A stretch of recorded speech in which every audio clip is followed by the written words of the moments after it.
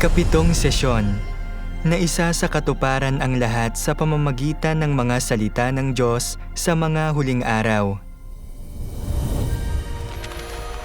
Una, ang hinirang ng mga tao ng Diyos sa buong mundo ay sumalubong sa Panginoon sa pamamagitan lamang ng pagdinig sa Kanyang tinig. Sa mga huling araw, nagbalik na sa katawang tao ang Panginoong Hesus sa ikalawang pagkakataon at Siya ang makapangyarihang Diyos. Nagpahayag ang makapangyarihang Diyos ng mahigit 10 milyong salita ng katotohanan. Matapos basahin ang mga salita ng makapangyarihang Diyos, ang mga tao mula sa lahat ng relihiyon at denominasyon, mula sa lahat ng bansa at rehiyon na nagmamahal sa katotohanan at nananabik sa pagpapakita ng Diyos, ay pawang kinilala na ito ang tinig ng Diyos. Nang walang pag-aalinlangan, tinanggap nila ang gawain ng makapangyarihang Diyos sa mga huling araw at sinalubong ang pagbabalik ng Panginoon. Tumpak na tinutupad nito ang mga salita ng Panginoong Hesus. Dinirinig ng aking mga tupa ang aking tinig, at sila'y aking nakikilala, at sila'y nagsisisunod sa akin. Sabi ng ilan, nagpapatotoo kayo na nagbalik na sa katawang tao ang Panginoong Hesus, pero hindi ako maniniwala hanggat hindi nakikita ng sarili kong mga mata ang makapangyarihang Diyos. Tama ba ang pananaw na ito? Pag-isipan natin, nanampalataya ba tayo sa Panginoong Hesus dahil nakita natin Siya? Hindi. Hindi nakita ng sarili nating mga mata ang Panginoong Hesus. Sa pamamagitan ng mga mangangaral na nagbabahagi ng Ebanghelyo ng Panginoong Hesus at sa pagbabasa ng Kanyang mga salita sa Biblia, nadama natin na lahat ng Kanyang mga salita ay katotohanan, kaya tinanggap natin Siya. Isa pa, ang pagkakita ba sa anak ng tao ng sariling mga mata ay nangangahulugang tiyak na mananampalataya sa Kanya ang mga tao? 2,000 taon na ang nakalipas nang dumating ang Panginoong Hesus. Personal siyang nagsalita at nagsagawa ng Kanyang gawain. Nakita siya ng sariling mga mata ng lahat ng Pariseyo sa Hudaismo. Kung ganoon, bakit hindi sila naniwala na si Hesus ang Mesiyas na darating? Ito ay dahil hindi nila nakilala ang Panginoong Hesus sa pamamagitan ng Kanyang mga salita. Kaya naman, ang pananampalataya sa Panginoon ay hindi dapat ibatay sa nakikita ng sariling mga mata. Dapat itong ibatay sa tinig ng Diyos. Ang tinig ng Diyos ay tumutukoy sa lahat ng salitang nagmumula sa Kanyang bibig. Ang mga salitang ito ay pawang katotohanan. Kung hindi makikilala ng isang tao na ang mga salitang ito ay katotohanan, kahit pa makita nila ang anak ng tao ng sarili nilang mga mata, hindi pa rin nila siya makikilala bilang ang Diyos na nagkatawang tao at ituturing lang nila siya na parang isang ordinaryong tao. Sa makatuwid, ang mga sumusubok na kilalanin ang Panginoon batay lamang sa paningin ay talagang mga hangal. Hinding-hindi makikilala ng gayong mga tao ang Panginoon. Tulad ng sinasabi ng Biblia, dinirinig ng aking mga tupa ang aking tinig, at sila'y aking nakikilala, at sila'y nagsisisunod sa akin. Kaya nga ang pananalig ay nanggagaling sa pakikinig, at ang pakikinig ay sa pamamagitan ng salita ni Kristo. Sabi ng makapangyarihang Diyos, Siya na Diyos na nagkatawang tao ay magtataglay ng diwa ng Diyos, at Siya na Diyos na nagkatawang tao ay magtataglay ng pagpapahayag ng Diyos. Dahil ang Diyos ay naging tao, dadalhin Niya ang gawaing layo Niyang gawin, at dahil ang Diyos ay naging tao, ipapahayag Niya kung ano Siya, at magagawa Niyang ihatid ang katotohanan sa tao, pagkalooban ito ng buhay, at ituro ang daan para rito. Ang katawang tao na walang diwa ng Diyos ay tiyak na hindi ang Diyos na nagkatawang tao. Walang duda ito. Kung layo ng tao na magsiyasat kung ito ang katawang tao ng Diyos, kailangan niyang patunayan ito mula sa disposisyon na kanyang ipinapahayag at sa mga salitang kanyang sinasambit. Ibig sabihin, para patunayan kung ito nga ang katawang tao ng Diyos o hindi, at kung ito nga ang tunay na daan o hindi, kailangan makilala ang kaibahan batay sa kanyang diwa. Kaya nga, sa pagtukoy kung ito ang katawan ng Diyos na nagkatawang tao, ang susi ay nasa kanyang diwa, kanyang gawain, kanyang mga pagbigkas, kanyang disposisyon, at maraming iba pang aspekto, sa halip na sa panlabas na anyo. Sa pamamagitan ng mga banal na kasulatan at ng mga salita ng makapangyarihang Diyos, nauunawaan natin na ang paraan para makumpirma ang pagbabalik ng Panginoon at sundan ang Diyos na nagkatawang tao ay sa pamamagitan ng pakikinig sa kanyang tinig at pagbabasa ng kanyang mga salita, hindi sa paghusga sa kanyang panlabas na anyo. Ngayon, muling nagkatawang tao ang Diyos para magsalita at gumawa sa lupa. Pero limitado lang ang bilang ng mga taong maaaring makasalamuha ng kanyang katawang tao. Isa lamang itong maliit na grupo ng mga tao. Ang tunay na ibinubunyag ng Diyos sa mga tao ay hindi ang kanyang katawang tao, kundi ang mga salitang ipinapahayag niya. Sa pamamagitan ng pagbabasa ng mga salita ng Diyos, makikilala natin ang gawain ng Diyos, ang disposisyon ng Diyos, ang pagmamahal ng Diyos para sa sangkatauhan, at iba pa. Nakikilala ng mga tupa ng Diyos ang pagpapakita ng Diyos sa pamamagitan ng pagdinig sa kanyang tinig at tinatanggap ang mga katotohanang ipinapahayag niya. Katumbas nito ang pagkakita sa mukha ng Diyos. Sa ngayon, milyon-milyong tao na ang tumanggap sa gawain ng makapangyarihang Diyos sa mga huling araw. Karamihan sa hinirang na mga tao ng Diyos sa buong mundo ay hindi nakita ang mukha ng makapangyarihang Diyos gamit ang sarili nilang mga mata, pero narinig nila ang maraming katotohanang ipinahayag ng nagkatawang taong makapangyarihang Diyos at nakumpirma na tunay ngang nagbalik na ang Panginoong Hesus at na ang makapangyarihang Diyos ang nagbalik na Panginoong Hesus. Sa pamamagitan ng mga salita ng Diyos, nakita nila ang kanyang pagpapakita at dumalo sila sa piging ng kasalan ng kordero. Ang pinagmula ng pagpapakita ni Kristo sa mga huling araw. Noong 1991, sa di pangkaraniwang taong ito, sa silangan ng mundo, sa China, kung saan pinakawalang habas at pinakamalupit na nilalabanan ng masasamang puwersa ni Satanas ang Diyos, lumitaw ang liwanag ng bukang liwayway. Isang anak ng tao ang nagsimulang magsalita sa mga pansambahayang iglesia. Ang mga tao ay parehong nabigla at naaliw sa kanyang mga salita. Ibinunyag niya ang ilang mahalagang misteryo mula sa Biblia na yumanig sa mga iglesia.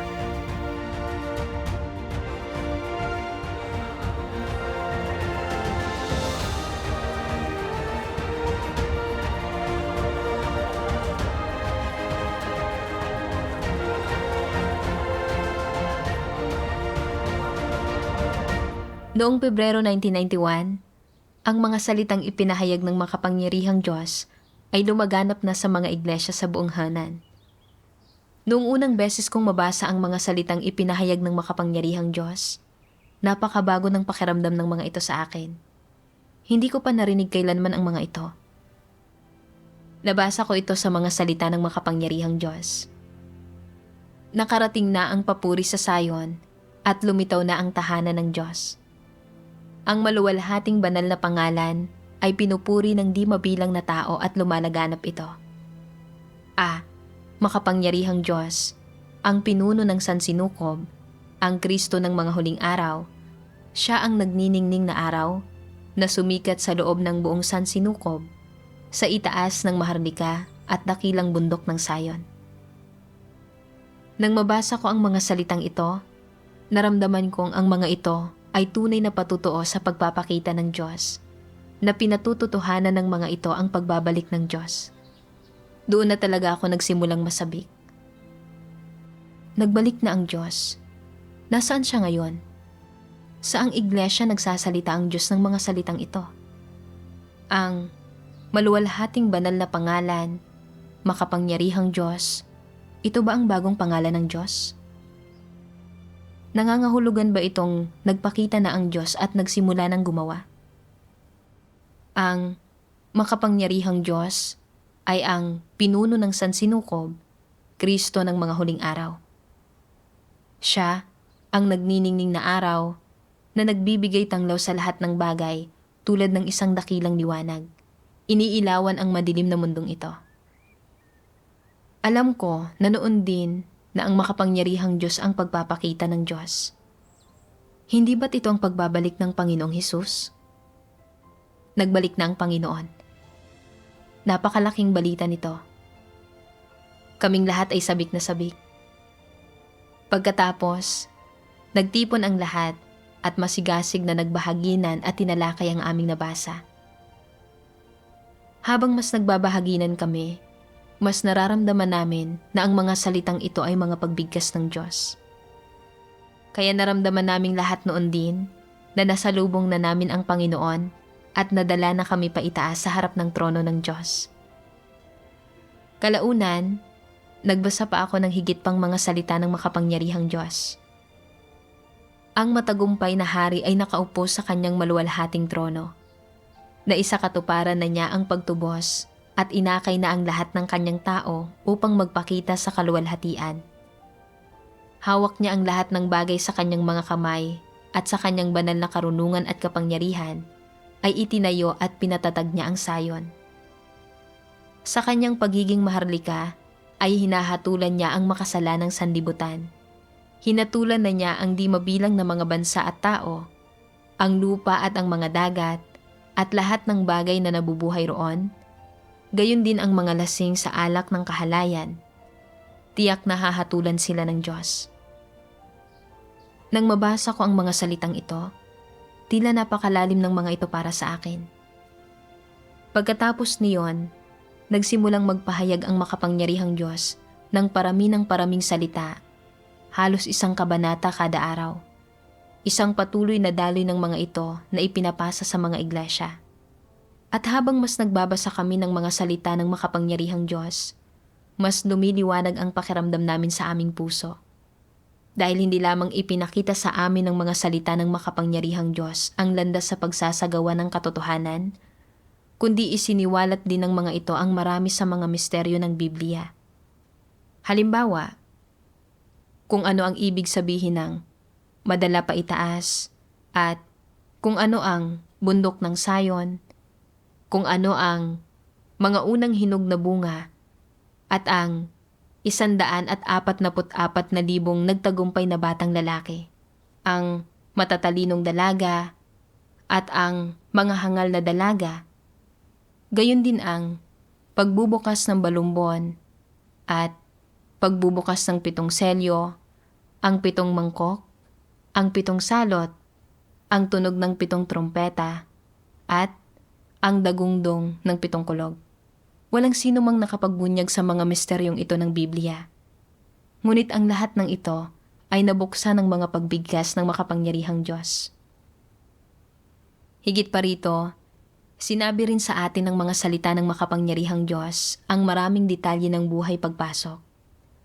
Halimbawa, kung ano ang ibig sabihin ng ibigay ang puso sa Diyos at makipag-usap sa Diyos, paano pagnilayan ang mga salita ng Diyos at maarok ang mga layunin ng Diyos, paano isagawa ang katotohanan at maging tapat, paano makipagtulungan sa paglilingkod sa Diyos, paano kilatisin ang mga pakana ni Satanas, at iba pa.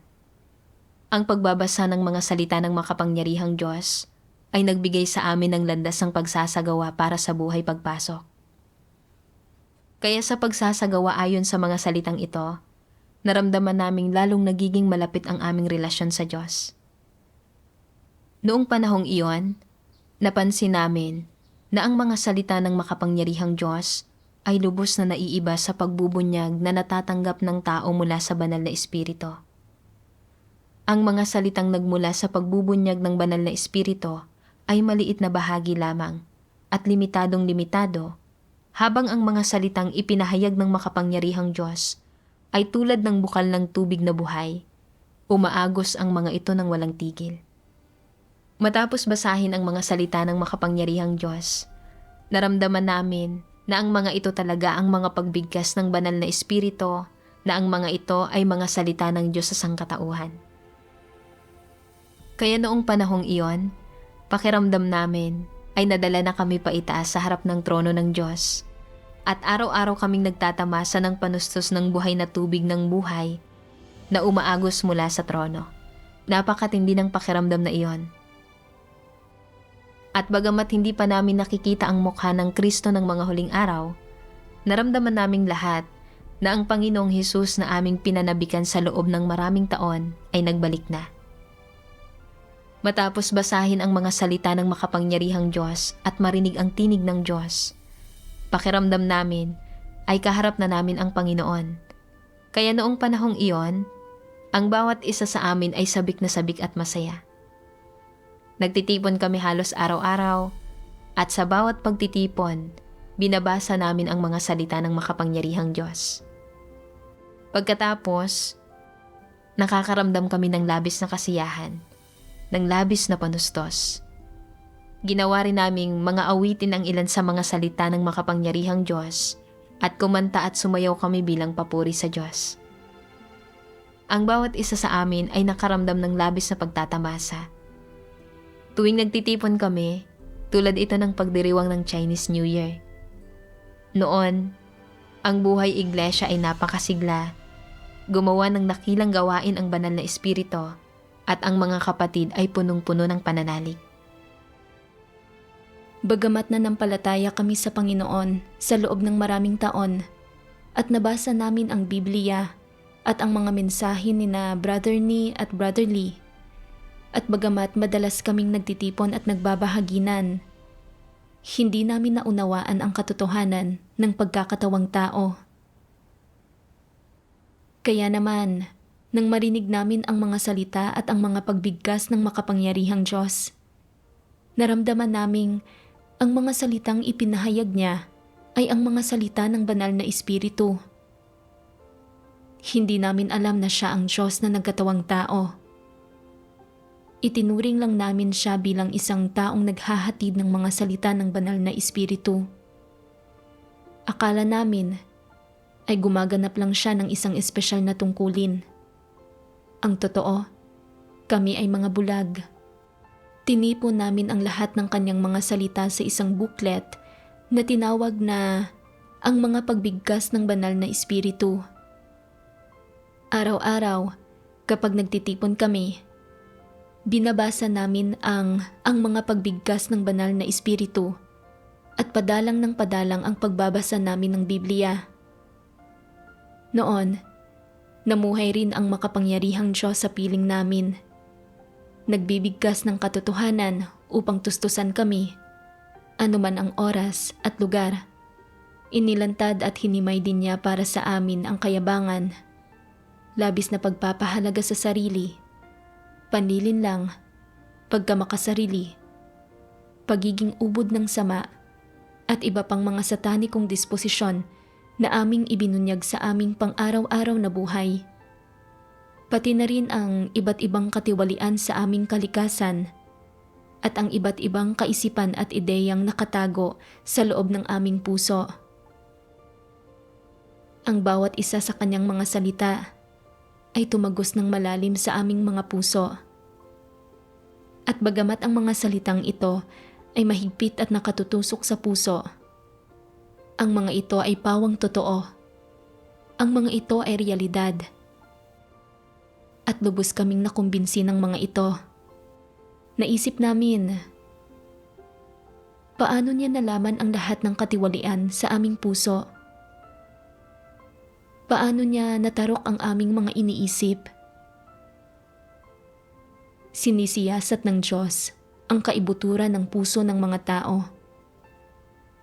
Sino pa ba bukod sa Diyos ang makakakilala ng lubos sa mga tao?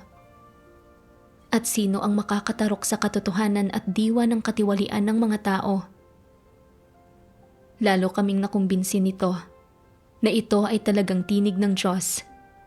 At ito ang mga sinasabi ng Espiritu sa mga iglesia na ipinropesiya sa aklat ng pahayag.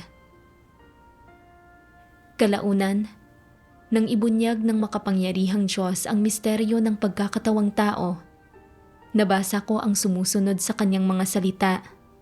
Ang pagkakatawang tao ay ang pagpapakita ng Diyos sa katawang tao. Gumagawa ang Diyos sa gitna ng nilikhang sangkatauhan sa larawan ng katawang tao. Kaya, dahil siya ang pagkakatawang tao ng Diyos, kailangan muna siyang maging katawang tao. Katawang taong may normal na pagkatao. Ito ang pinakapangunahing kinakailangan. Sa katunayan, ang kahulugan ng pagkakatawang tao ng Diyos ay na ang Diyos ay namumuhay at gumagawa sa katawang tao. Na ang Diyos sa kanyang pinakadiwa ay nagkakatawang tao, nagiging isang tao. Bagamat lahat sila ay may pagkatao, walang ibang taglay ang mga tao maliban sa pagkatao.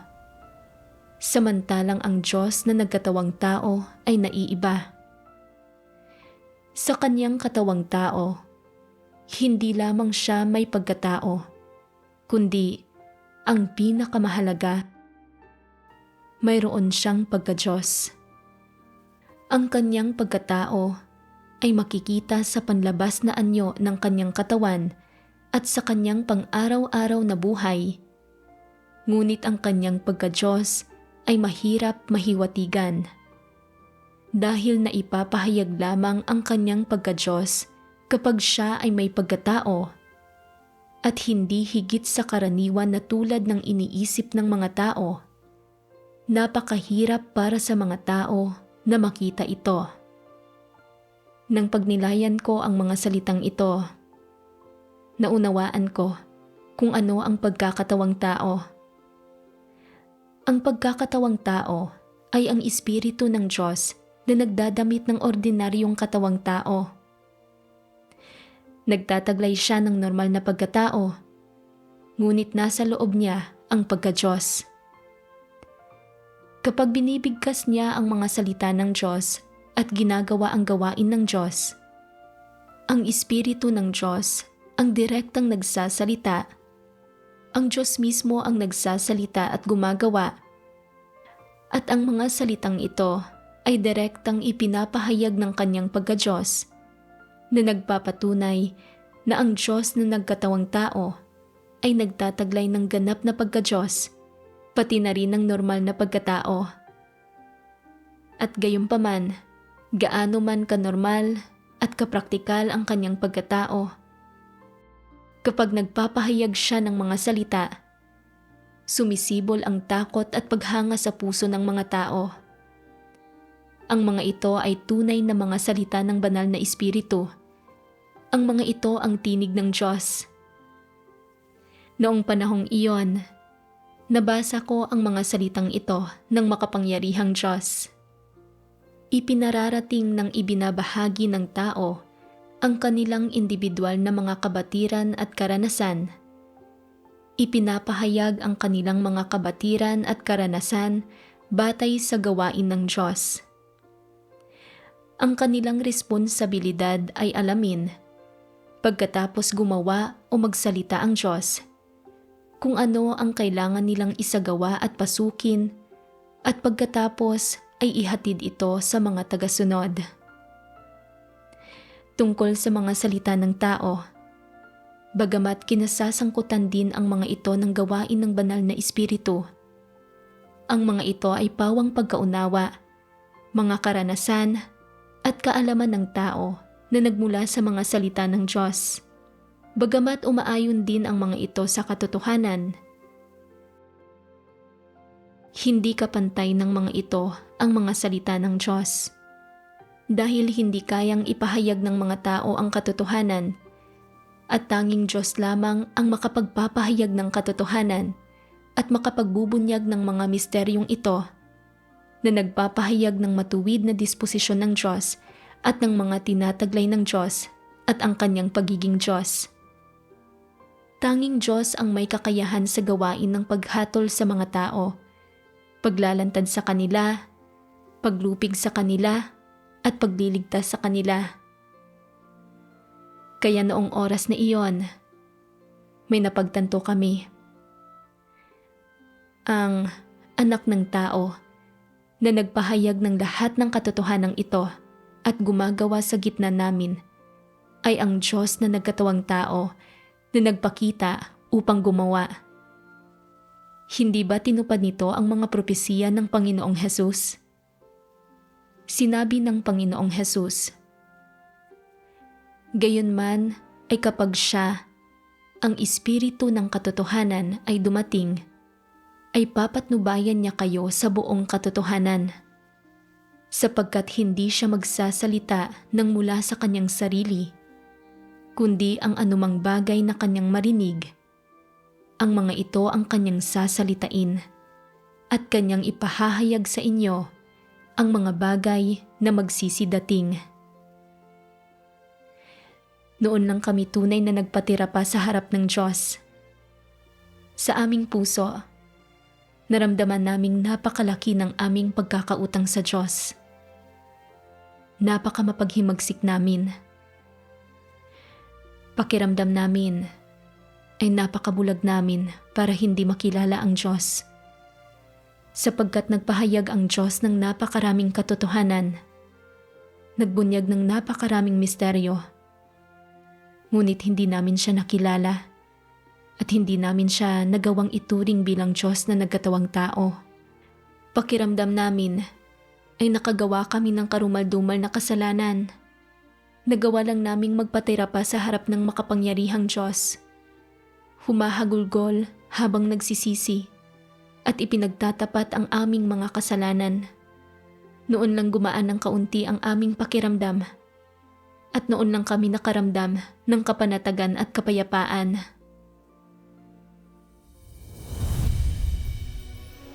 Sa makatwid, nang magkatawang tao ang Diyos, walang nakaalam sa kanyang pagdating at walang sumalubong sa kanya. Kahit noong nagsimula ng magpakita at gumawa ang Diyos, na binibigkas ang kanyang mga salita noong 1991, hindi pa rin siya nakilala ng mga tao. Tinupad nito ang propesiya sa Biblia. Ngunit tungkol sa araw o oras na iyon ay walang taong nakakaalam, kahit ang mga anghel sa langit, kahit ang anak, kundi ang Ama. 2 taon matapos magsimulang magsalita ang Diyos, saka lang nakilala ng mga tao na hindi siya isang ordinaryong tao, kundi ang nagbalik na Panginoong Hesus.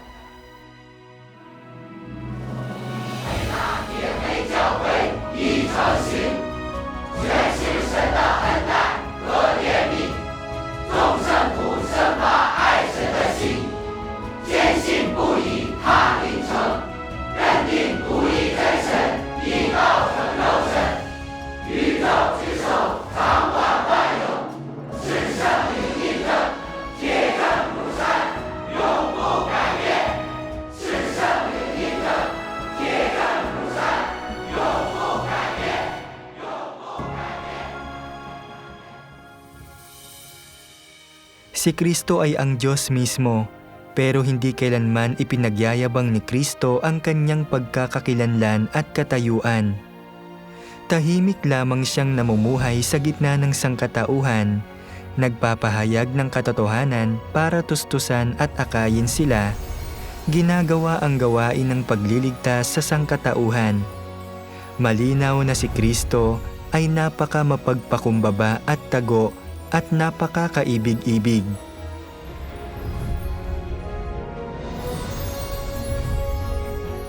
Ang 1991 ay isang taon na dapat tandaan. Ito ang taon kung kailan nagsimulang magsalita si Kristo ng mga huling araw. Ito ang taon na nagbigay daan para sa gawain ng paghatol na nagsisimula sa sambahayan ng Diyos, at ang taon kung kailan tumawid ang kapanahunan ng biyaya patungo sa kapanahunan ng kaharian. Sa taong iyon, natamasa ng hinirang na mga tao ng Diyos ang maraming pangkasalukuyang salita ng banal na Espiritu, at nagdulot ito ng liwanag sa kanilang mga puso at naging malaking pakinabang sa kanila. Tunay ngang natamasa nila ang dakilang gawain ng banal na Espiritu. Nalasap nila ang kapayapaan at kaligayahan at ang lubos na kagalakan ng kalayaan. Dahil dito, tinatawag ng hinirang na mga tao ng Diyos ang 1991 na ang gintong taon. Ikalawa, ang pagpapakita ng Diyos ay ang pagpapakita ng salita sa katawang tao. Mahigit 30 taon na ngayon mula nang simula ng makapangyarihang Diyos ang kanyang gawain noong 1991. Sunod-sunod siyang nagpahayag ng mahigit 10 milyong salita na lahat ay kasama sa "ang salita ay nagpapakita sa katawang tao". Ito ang pangunahing pagpapahayag ng Diyos sa mga huling araw.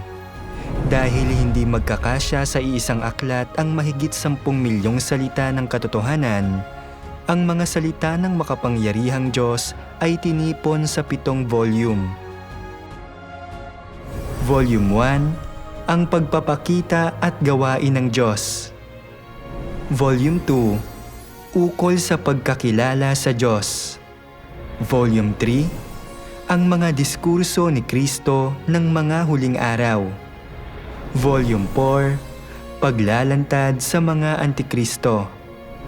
Volume 5, ang mga responsibilidad ng mga lider at manggagawa. Volume 6, ukol sa paghahangad sa katotohanan. Volume 7, ukol sa paghahangad sa katotohanan. Tingnan natin ang bawat volume ng isa-isa.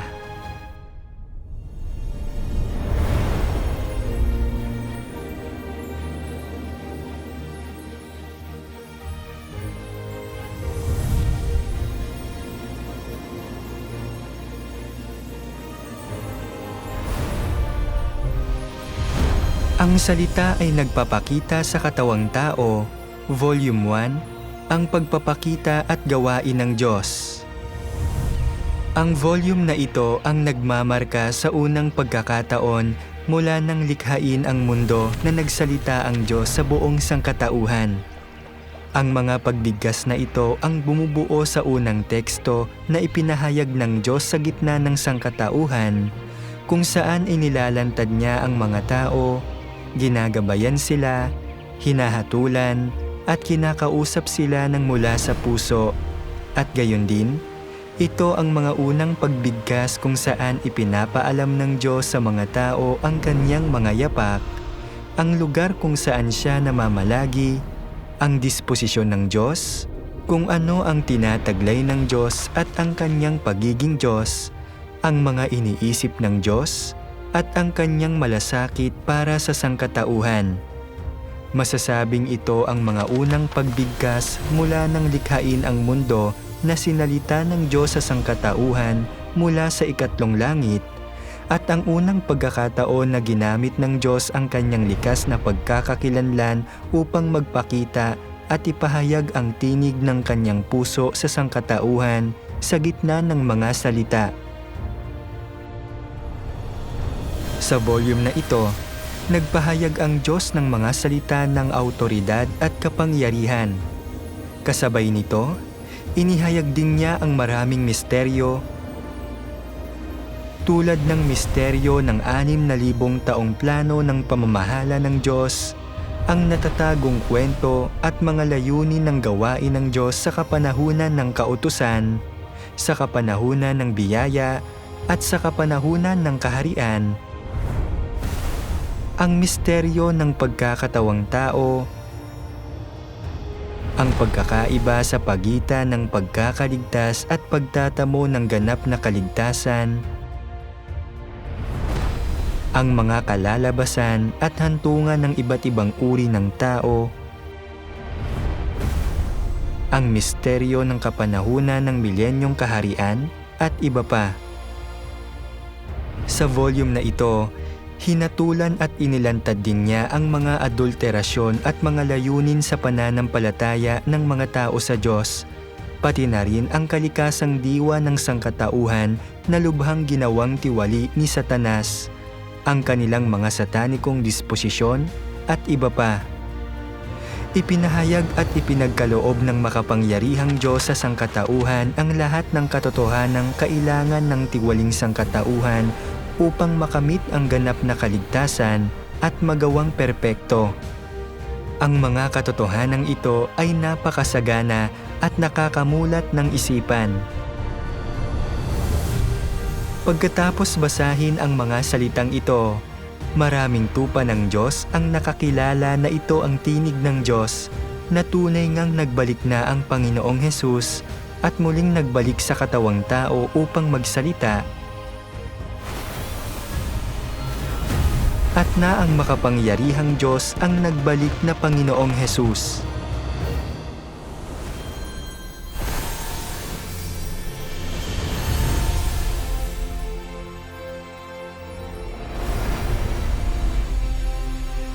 Ang salita ay nagpapakita sa katawang tao, Volume 2, ukol sa pagkakilala sa Diyos.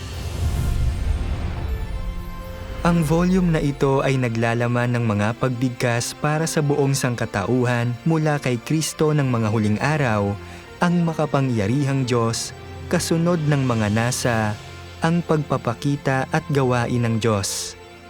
Ipinaliliwanag ng Diyos ang iba't ibang katotohanan tulad ng gawaing ginawa niya mula nang likhain ang mundo, ang kanyang mga layunin at mga inaasahan sa sangkatauhan na nakapaloob doon, at ang mga pagbubunyag kung ano ang tinataglay ng Diyos at ang kanyang pagiging Diyos mula sa kanyang gawain, pati na rin ang kanyang pagiging matuwid, kanyang autoridad, kanyang kabanalan, at ang katunayang siya ang pinagmumulan ng buhay para sa lahat ng bagay.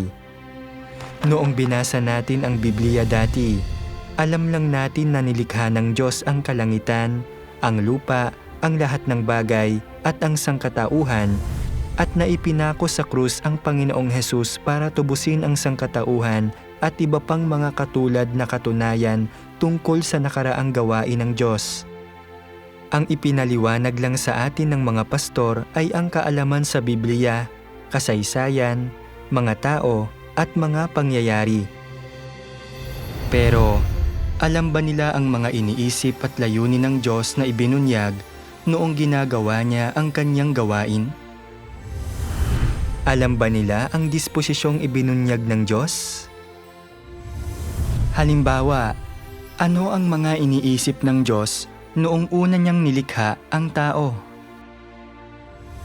Bakit gumawa ang Diyos ng isang kasunduan sa tao gamit ang isang baghari? Bakit sinang-ayunan ng Diyos sina Noe, Abraham at Job? Bakit nagpakita ang Panginoong Hesus sa tao sa loob ng 40 araw pagkatapos ng kanyang muling pagkabuhay? At iba pa. Ito ang mga bagay na walang sinumang tao ang kayang magpaliwanag ng malinaw. Sa volume na ito, inihayag ng Diyos ang lahat ng katotohanan ito sa mga tao.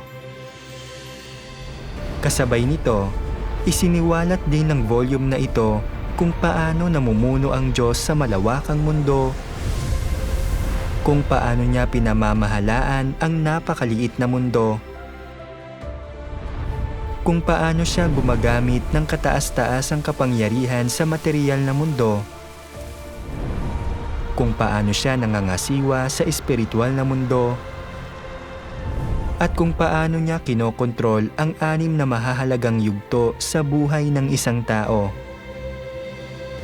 Matapos basahin ang aklat na ito, makukumpirma ng mga tunay na nananampalataya sa Diyos na ang siyang makakagawa ng gawaing ito at makapagbubunyag ng mga disposisyong ito ay ang siyang may kataas-taasang kapangyarihan sa lahat ng bagay at tunay din nilang makikilala ang pagkakakilanlan ng Diyos, ang kanyang katayuan at ang kanyang diwa, at sa gayon ay makukumpirma na si Kristo ng mga huling araw, ang makapangyarihang Diyos, ay ang Diyos mismo, ang natatangi.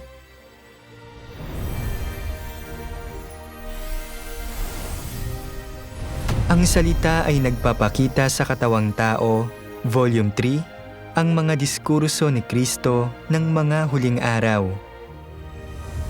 Ang volume na ito ay binubuo ng mga salitang binigkas bilang tugon sa mga problemang umiiral sa iglesia at sa mga praktikal na paghihirap na kinakaharap ng mga hinirang ng Diyos sa kanilang buhay pagpasok. Hindi lamang nito itinuturo ang mga diwa at kasalukuyang kalagayan ng mga tao, kundi nililiwanagan din ito para sa mga tao ang mga layong dapat nilang hangarin. Lubhang kapakipakinabang ang mga ito para sa pag-unawa ng mga tao sa katotohanan at pagtatamo ng buhay pagpasok. 2,000 taon na ang nakalipas, itinuro sa atin ng Panginoong Hesus na mahalin ang iba gaya ng ating sarili at magpatawad sa iba. Pero bakit madalas ay hindi natin ito magawa? Ito ay dahil noong panahong iyon, binigyan lamang tayo ng Panginoong Hesus ng ilang pangunahing turo at hindi inilantad ang ugat ng ating kasalanan dahil hindi ito kakayanin ng mga tao. Ibinunyag na ngayon ng makapangyarihang Diyos ang ating satanikong kalikasan at nagbigay ng mas maraming landas ng pagsasagawa tulad ng ano ang ugat ng ating kasalanan at paglaban sa Diyos? Paano natin malulutas ang ating mga mapagmataas na disposisyon? Paano tayo magiging matatapat na tao? Paano tayo magpapasakop sa Diyos at magmamahal sa Diyos? Sa makatwid, ipinapakita sa atin ng volume na ito ang landas para makalaya sa kasalanan at binibigyang daan tayong makamit ang ganap na kaligtasan.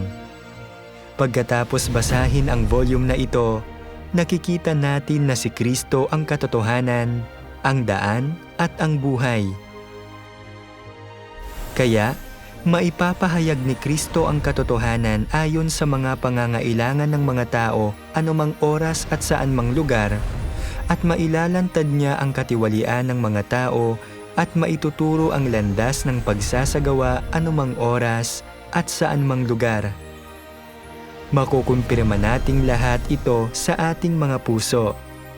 Bagamat mukhang ordinaryo at normal si Kristo, siya ang Diyos na nagkatawang tao.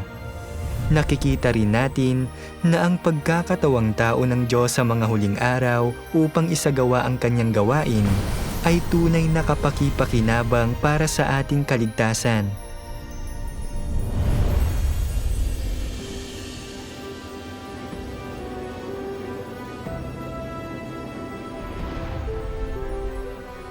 Ang salita ay nagpapakita sa katawang tao, Volume 4, Paglalantad sa mga Antikristo. Ang volume na ito ay isang espesyal na serye ng mga sermon at pagbabahagina na ibinigay ng makapangyarihang Diyos, ang Kristo ng mga huling araw sa mga iglesia. Lubusang inilalantad ng Diyos ang bawat pagpapamalas ng mga disposisyon ng mga Antikristo. Ginagawa itong lubos na malinaw sa mga tao at malaki ang naitutulong sa mga tao upang makilatis ang kalikasang diwa ng mga Antikristo. Ang mga disposisyon ng mga Antikristo ay mga satanikong disposisyon na taglay rin ng tiwaling sangkatauhan. Upang maligtas ng lubusan ng Diyos, dapat tanggapin ng isang tao ang paghatol ng mga salita ng Diyos bago siya madalisay. Ang mga katotohanan ito na naglalantad sa Antikristo ay nagsisilbing babala, paalala, paglalantad at paghatol na lubhang kapakipakinabang para sa pag-unawa sa katotohanan, pagkilala sa sarili at pagtatamo ng pagdadalisay.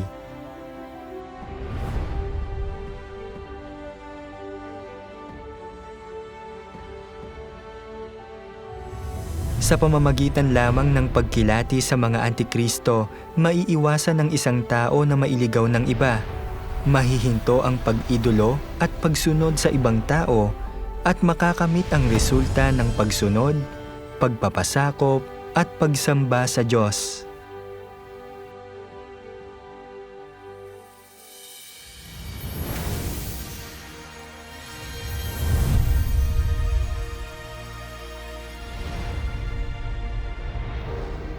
Ang salita ay nagpapakita sa katawang tao. Volume 5. Ang mga responsibilidad ng mga lider at manggagawa. Mga kapatid, umaasa ba kayong makapaglingkod sa Diyos balang araw?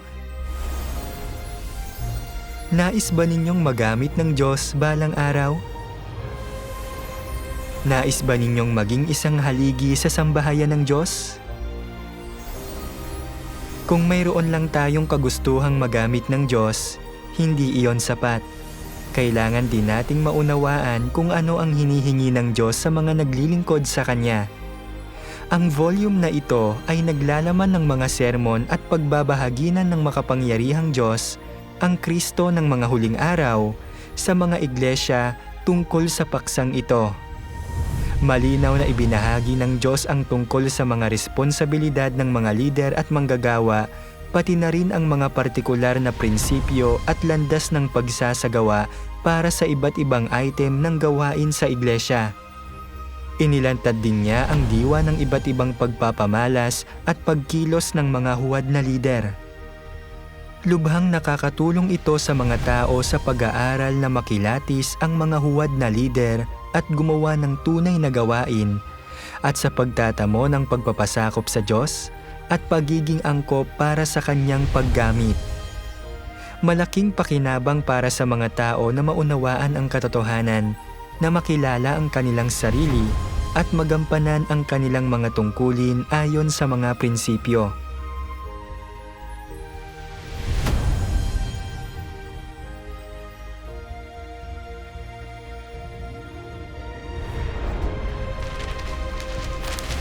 Sa makatwid, ang mga katotohanan sa Volume 5 ang pinakapartikular at pinakakompleto para sa pagperpekto sa mga lider at manggagawa.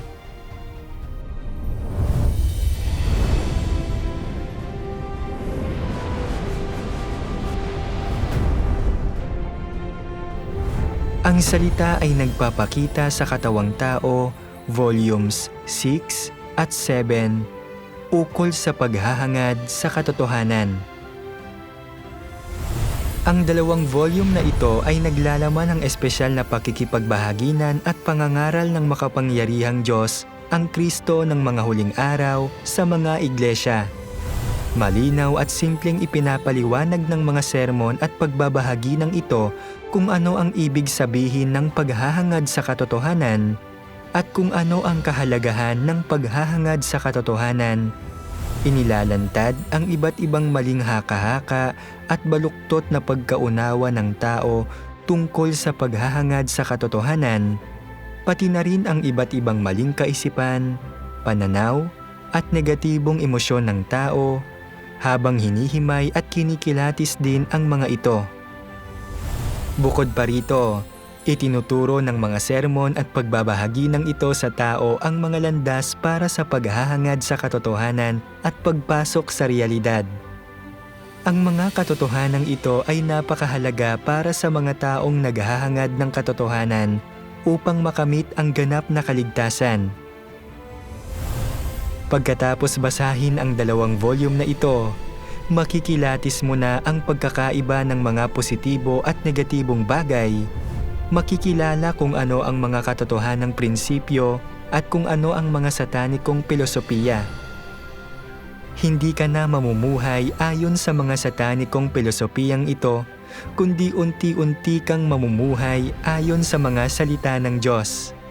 Tunay na hahayaang maging buhay mo ang mga ito at isa sa buhay ang wangis ng isang tunay na tao. Dahil wala tayong katotohanan, marami pa ring paghihirap sa ating buhay na hindi natin alam kung paano lulutasin. Halimbawa, Kapag may mga problemang lumitaw sa buhay may asawa, paano natin dapat lutasin ang mga ito? Paano natin dapat harapin ang pagkamatay ng mga mahal sa buhay? Paano natin dapat harapin at danasin ang pagkakasakit? Pagkatapos mong basahin ang 2 volume na ito, mahahanap mo ang lahat ng sagot. Tunay mo ring madarama na kaya tayong palayain ng katotohanan na nagbibigay daan sa ating makalaya mula sa pagkaalipin sa mga satanikong disposisyon, at ang mga salita ng Diyos ay tunay ngang ang daan pasulong. Sa makatwid, pineperpekto ng 2 volume na ito ang lahat ng nagmamahal sa katotohanan na nagbibigay daan sa kanilang makamit ang katotohanan at matamo ang ganap na kaligtasan. Ang 7 volume ng Ang Salita ay nagpapakita sa katawang tao ay kumakatawan sa mga hakbang ng gawain ng Diyos. Minamarkahan ng mga ito ang prosesong dapat pagdaanan ng mga tao upang makamit ang katotohanan habang inaakay sila ng Diyos sa kada hakbang, at walang kahit isang hakbang na maaaring laktawan. Ang mga salitang ito ay labis na nakahihigit sa dami ng mga salitang binigkas ng Diyos sa kapanahunan ng kautusan at kapanahunan ng biyaya. Ang luma at bagong tipan ng Biblia, kapag pinagsama, ay naglalaman ng halos 800,000 salita. Samantalang ang mga salitang ipinahayag ng makapangyarihang Diyos sa mga huling araw ay umaabot na sa mahigit 10 milyon. Tumpak na tinutupad ng 7 volume na ito ang mga propesiya. Mayroon pa akong maraming bagay na sa inyo ay sasabihin, ngunit ngayon ay hindi ninyo kakayanin. Gayunman ay kapag siya, ang Espiritu ng katotohanan ay dumating, ay papatnubayan niya kayo sa buong katotohanan. Ang may pakinig ay makinig sa sinasabi ng Espiritu sa mga iglesia.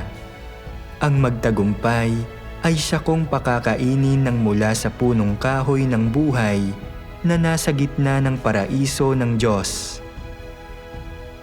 At sinabi niya sa akin, nagawa na, ako ang Alpha at ang Omega, ang pasimula at ang wakas. Ang nauuhaw ay aking paiinuming walang bayad sa bukal ng tubig ng buhay. Sabi ng makapangyarihang Diyos, higit pa ang nauunawaan ninyo sa aking mga misteryo sa langit kaysa kina Isayas at Juan. Higit pa ang nalalaman ninyo tungkol sa aking pagiging kaibig-ibig at pagiging kagalang-galang kaysa sa lahat ng banal ng mga nakaraang kapanahunan. Ang natanggap ninyo ay hindi lamang ang aking katotohanan, ang aking daan at ang aking buhay, kundi isang pangitain at paghahayag na higit pa kaysa kay Juan. Naunawaan ninyo ang higit na maraming misteryo at nakita na rin ang aking tunay na mukha. Higit pa ang natanggap ninyo sa aking paghatol, at higit pa ang nalalaman ninyo tungkol sa aking matuwid na disposisyon. Kung kaya, kahit na ipinanganak kayo sa mga huling araw, ang inyong pangunawa ay ukol sa nauna at nakalipas, at naranasan na rin ninyo ang mga bagay sa kasalukuyan, at ang lahat ng ito ay personal kong ginawa. Naranasan lamang ng mga tao sa kapanahunan ng kautusan ang gawain ng Diyos na si Jehovah sa pagtatakda ng mga kautusan, at tunay ngang iilan lamang ang mga salitang binigkas ng Diyos noong panahong iyon. Naranasan lamang ng mga tao sa kapanahunan ng biyaya ang gawain ng pagtubos ng Panginoong Hesus, at nagkamit ng kaunting pagkaunawa sa habag at mapagmahal na kabaitan ng Diyos. Gayunpaman, pagkatapos basahin ang mga salita ng makapangyarihang Diyos sa mga huling araw, hindi lamang natin naunawaan ang gawaing isinagawa ng Diyos sa nakaraang 2 kapanahunan, kundi personal din nating nararanasan ang gawain ng paghatol na isinasagawa ng Diyos sa kapanahunan ng kaharian, at nakita natin ang matuwid na disposisyon at banal na diwa ng Diyos. Kasabay nito, inihayag din ng makapangyarihang Diyos ang maraming misteryo tungkol sa gawain ng Diyos sa hinaharap. Sa makatwid, ang mga katotohanang ipinagkakaloob sa atin ng makapangyarihang Diyos ngayon ay labis na nakahihigit sa natamo ng mga banal sa lahat ng nakaraang kapanahunan. Ito ang espesyal na pagpapala ng Diyos sa atin. Ang anak ng tao na kayang magpahayag ng napakaraming katotohanan, ang makapangyarihang Diyos, ang Kristo ng mga huling araw, ay ang nagbalik na Panginoong Hesus. Ang ordinaryong katawang taong ito ay ang pagpapakita ng Diyos, ang pagsasakatawan ng katotohanan. Bukod sa Diyos, sino ang makapagsasalita ng lubusan tungkol sa mga dakilang misteryong ito ng gawain ng Diyos? Sino ang makakaarok sa gawain ng Diyos? Bukod sa Diyos, sino ang makapagpapahayag ng katotohanan at makapagkakaloob ng buhay sa tao? Sino ang makapagpapahayag ng tinig ng puso ng Diyos at ng disposisyon ng Diyos? Sino ang makasisiyasat sa kaibuturan ng puso ng tao at makapaglalantad sa lahat ng katiwalian at kaisipang nakatago sa kaloob-looban? Sino ang makapagliligtas sa tao, makapagdadalisay sa tao, at makapagtuturo sa tao ng landas kung paano makamit ang ganap na kaligtasan at maiwaksi ang kasalanan? Walang taong makapagpapahayag ng katotohanan, lalo nang walang makapagtuturo ng landas kung paano maiwawaksi ang kasalanan. Sa loob ng libu-libong taon, hindi mabilang na mga tao ang nanampalataya sa Diyos at nagkaroon ng hindi mabilang na mga teologo, mga lider ng iglesia, at mga tanyag na espiritual na tao, pero wala ni isa sa kanila ang nakapagpahayag ng katotohanan. Ang diwa ng tao ay kay Satanas.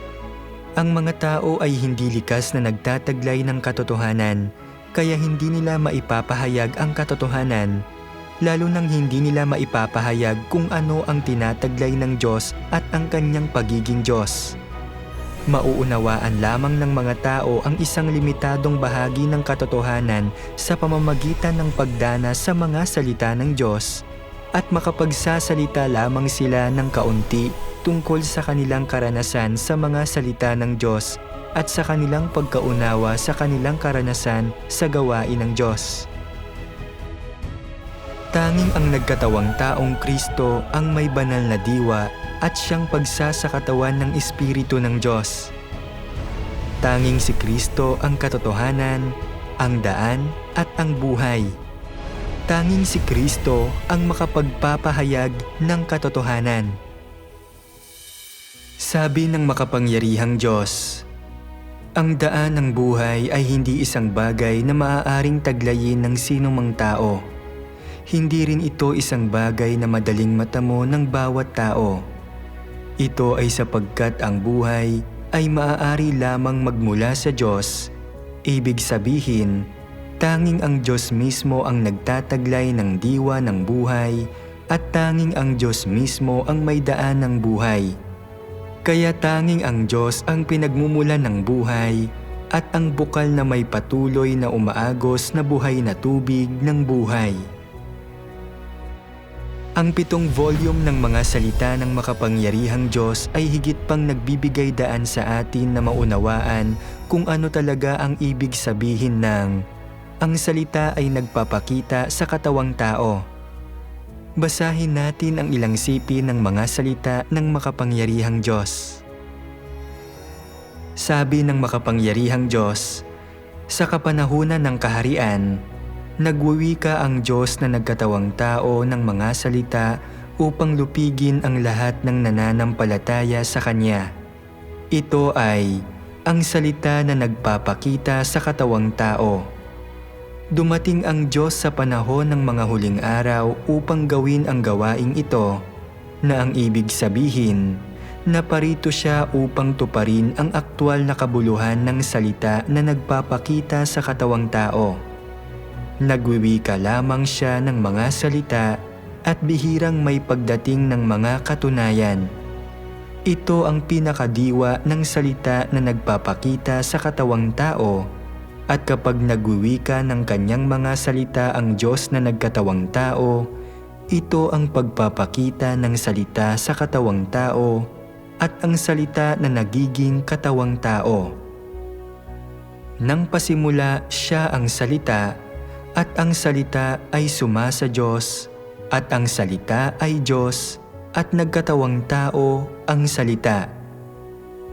Ito ang gawain ng pagpapakita ng salita sa katawang tao, ay ang gawain na isa sa katuparan ng Diyos sa mga huling araw, at ang huling kabanata ng kanyang buong plano ng pamamahala, at kailangan ngang pumarito ng Diyos sa lupa at maghayag ng kanyang mga salita sa katawang tao.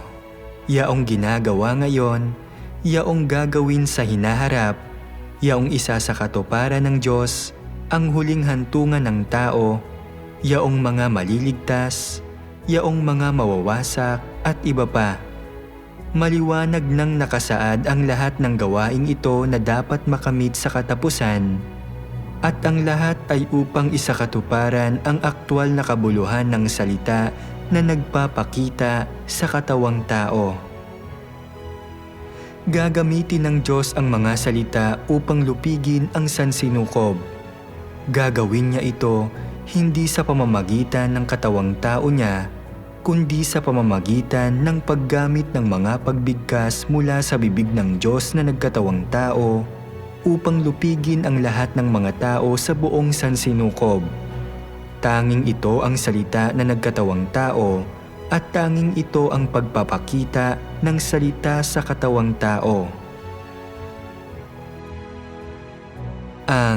Ang salita ay nagpapakita sa katawang tao ay hindi nangangahulugan na ang katawang tao ng Diyos ay nagpapakita sa bawat tao, kundi sa halip ay nanaisakatuparan ng Diyos ang kanyang mga salita at ang kanyang disposisyon sa katawang taong ito, at sa pamamagitan ng katawang taong ito, ipinapahayag niya ang katotohanan at sinasalita ang kanyang mga salita. Sa pamamagitan ng katawang taong ito tayo nakakatanggap ng katotohanan. Sa pagbabasa ng mga salitang ito, makikita natin ang pagpapakita at disposisyon ng Diyos. Sa takbo ng kanilang buhay, maraming tao ang hindi personal na nakakita sa Diyos, pero dahil nabasa nila ang mga salita ng makapangyarihang Diyos, naniniwala silang nagbalik na ang Panginoong Hesus.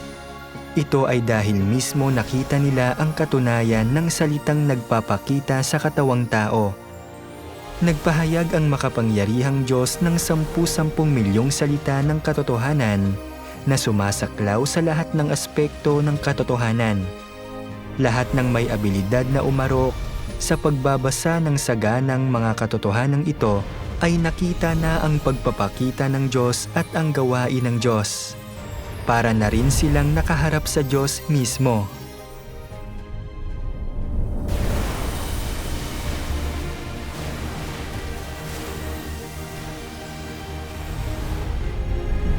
Ikatlo, lumaganap na ang ebanghelyo ng kaharian sa buong mundo. Ang mga salitang ipinahayag ng makapangyarihang Diyos ay naisalin na sa mahigit 40 wika at libreng magagamit online para hanapin at siyasatin ng buong sangkatauhan. Ang mga salita ng Diyos ay lalong lumalaganap ng mas malawak sa bawat araw. Narinig ng mga tao mula sa bawat bansa at rehiyon na nananabik sa katotohanan ang mga salita ng makapangyarihang Diyos. Kinilala ang mga ito bilang tinig ng Diyos at matatag na naniwala na ang makapangyarihang Diyos ang nagbalik na Panginoong Hesus. Sunod-sunod silang bumabaling sa makapangyarihang Diyos. Ang iglesia ng makapangyarihang Diyos ay nagsusulputan sa lahat ng bansa at rehiyon na parang mga kabute pagkatapos ng ulan.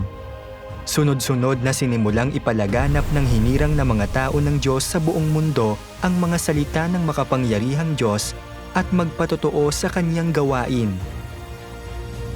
Sa bawat sandaling lumilipas, ang ebanghelyo ng kaharian ng makapangyarihang Diyos ay patuloy na lumalaganap ng malawakan. Bawat araw, maraming tao mula sa buong mundo ang sumisiyasat sa gawain ng makapangyarihang Diyos sa mga huling araw at tumatanggap sa ebanghelyo ng makapangyarihang Diyos. Ito ang katuparan ng mga salita ng makapangyarihang Diyos. Sabi ng makapangyarihang Diyos, lalaganap ang mga salita ng Diyos sa hindi mabilang na mga tahanan, magiging kilala ang mga ito sa lahat at saka lamang lalaganap ang gawain niya sa buong sansinukob. Na ang ibig sabihin, kung ang gawain ng Diyos ay lalaganap sa buong sansinukob, dapat ipalaganap ang mga salita niya. Sa araw ng kaluwalhatian ng Diyos, ipakikita ng mga salita ng Diyos ang kapangyarihan at autoridad ng mga ito. Magagawa at magaganap ang bawat isa sa mga salita niya mula pa sa panahong hindi naabot ng gunita hanggang ngayon. Sa paraang ito, ang kaluwalhatian ay mapapa sa Diyos sa lupa, na ang ibig sabihin, maghahari ang mga salita niya sa lupa. Kakastiguhin ng mga salitang sinabi mula sa bibig ng Diyos ang lahat ng masamang tao, pagpapalain ng mga salitang sinabi mula sa bibig niya ang lahat ng matuwid, at ang lahat ay itatatag at gagawing ganap ng mga salitang sinabi mula sa bibig niya. Ni hindi siya magpapamalas ng anumang mga tanda o mga kababalaghan. Lahat ay maisa sa katuparan ng mga salita niya at magbubunga ng mga katunayan ang mga salita niya. Ipagdiriwang ng lahat ng nasa lupa ang mga salita ng Diyos, maging mga nasa hustong gulang man sila o mga bata, lalaki, babae, matanda o kabataan, magpapasailalim sa mga salita ng Diyos ang lahat ng mga tao. Nagpapakita sa katawang tao ang mga salita ng Diyos. Pinahihintulutan ang mga tao na makita ang mga ito sa lupa, matingkad at makatotohanan. Ito ang ibig sabihin ng magkatawang tao ang salita. Lumaganap ang ebanghelyo ng kaharian ng makapangyarihang Diyos na kasing bilis ng kidlat. Sa loob lamang ng 30 maikling taon, lumaganap na ito sa buong mundo. Tinutupad nito ang propesiya ng Panginoong Hesus. Sapagkat gaya ng kidlat na kumikislap sa silanganan at nagliliwanag hanggang sa kanluran, gayon din naman ang pagparito ng Anak ng Tao. Na isa sa katuparan ito ng makapangyarihang Diyos, hindi sa pamamagitan ng pagpapakita ng mga himala o kababalaghan, kundi ganap na sa pamamagitan ng kanyang mga salita. Hindi ba't ito ang gawain ng Diyos? Sino sa sangkatauhan ang makagagawa ng gayong bagay? Ito ay hindi mapabubulaan ng katibayan ng gawain ng banal na Espiritu na ganap na nagpapatunay na ang makapangyarihang Diyos ang nagbalik na Panginoong Hesus. Ito ay isang katunayang hindi maikakaila ni numan. Ika-4, ang masama ay dapat parusahan. Ang ebanghelyo ng kaharian ng makapangyarihang Diyos ay hindi umunlad sa ilalim ng magagandang kondisyon. Sa kabaligtaran, hinarap nito ang patuloy at nagngangalit na pagkondena at malupit na pag-uusig mula sa satanikong rehimeng CCP at sa mga puwersa ng Antikristo sa mundo ng relihiyon. Subalit, ang hindi nila inaasahan ay nasa kabila ng sunod-sunod na madugong panunupil, hindi lamang hindi nadurog ang iglesia ng makapangyarihang Diyos. Sa katunayan, ay patuloy pa itong umunlad.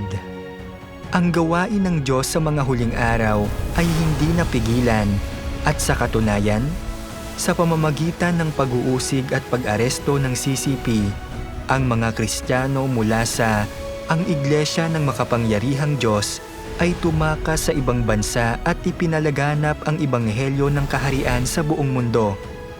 Ngayon, lumaganap na ang mga salita ng Diyos sa buong mundo at ang mga katotohanang kanyang ipinahayag ay para sa buong sangkatauhan. Ito ang dakilang kapangyarihan ng Diyos at anumang nagmumula sa Diyos ay tiyak na uunlad. Ang pagpapakita at gawain ng Diyos ay makapangyarihan at hindi mapipigilan. Walang bansa o puwersa ang makahahadlang sa kanyang daan.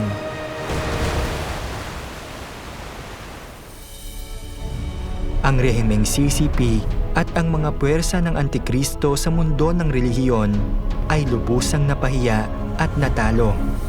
Nagawa nila ang karumal-dumal na mga kasalanan ng paglapastangan laban sa banal na espiritu at muling pagpapako sa krus sa Diyos. Matagal nang nagdulot ng puot ng Diyos ang kanilang mga kilos at nagdala ng sumpa ng Diyos sa kanilang mga sarili. Sinimulan ng gamitin ng Diyos ang iba't ibang sakuna upang kastiguhin ang lahat ng masamang puwersang lumalaban sa Kanya. Gagantihan ng Diyos ang bawat tao ayon sa kanilang mga gawa. Ngayon ang panahon kung kailan pinagpapasyahan ang mga kalalabasan ng mga tao at ang mga tao ay ibinubukod-bukod ayon sa kanilang uri. Lahat ng masamang tao at mga puwersa ng Antikristo na galit na sumasalungat at kumokondena sa gawain ng makapangyarihang Diyos ay wawasakin ng parusa ng sakuna. Tanging ang mga tumatanggap sa gawain ng makapangyarihang Diyos sa mga huling araw at nagkakamit ng katotohanan ang siyang mga inililigtas ng Diyos at sila lamang ang maaaring akayin niya patungo sa isang magandang hantungan. Ito ay inorden ng Diyos, tulad lang ng sinasabi ng makapangyarihang Diyos.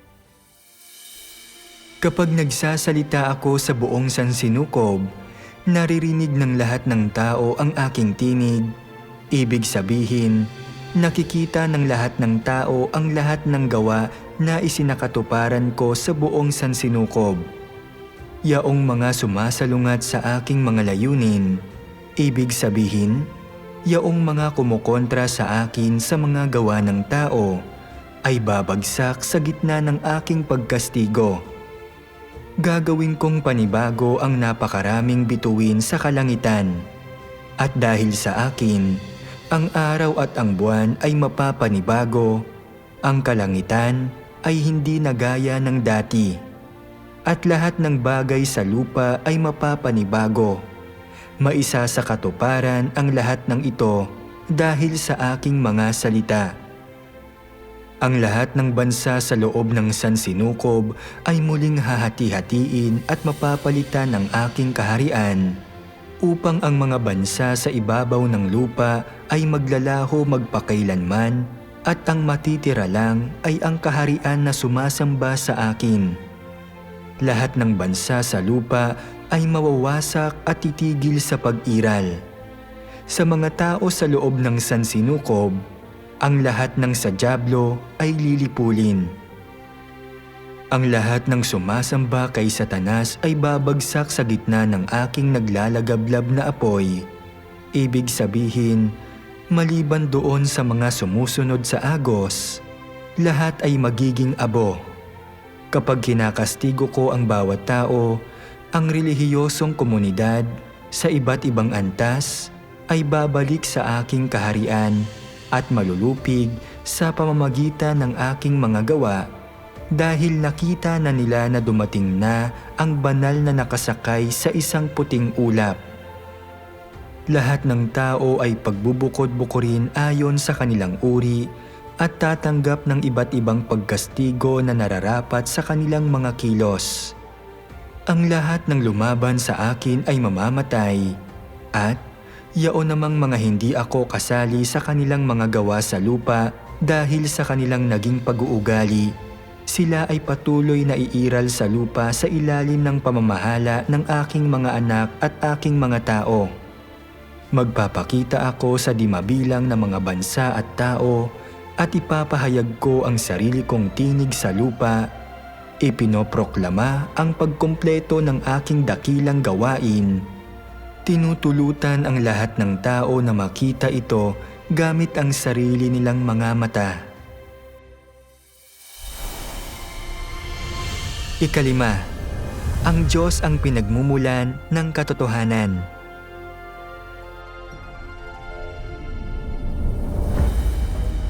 Sabi ng ilang tao, lahat ng salita ng Diyos ay nasa Biblia. Imposibleng magsalita ang Diyos ng mga bagong salita. Ang mga salita ng makapangyarihang Diyos ay wala sa Biblia at ang mga salitang wala sa Biblia ay hindi mga salita ng Diyos. Sang-ayon ka ba? Iniisip ng ilang tao na hindi maaaring maging mga salita ng Diyos ang mga salita ng makapangyarihang Diyos dahil lang hindi nakatala sa Biblia ang mga ito.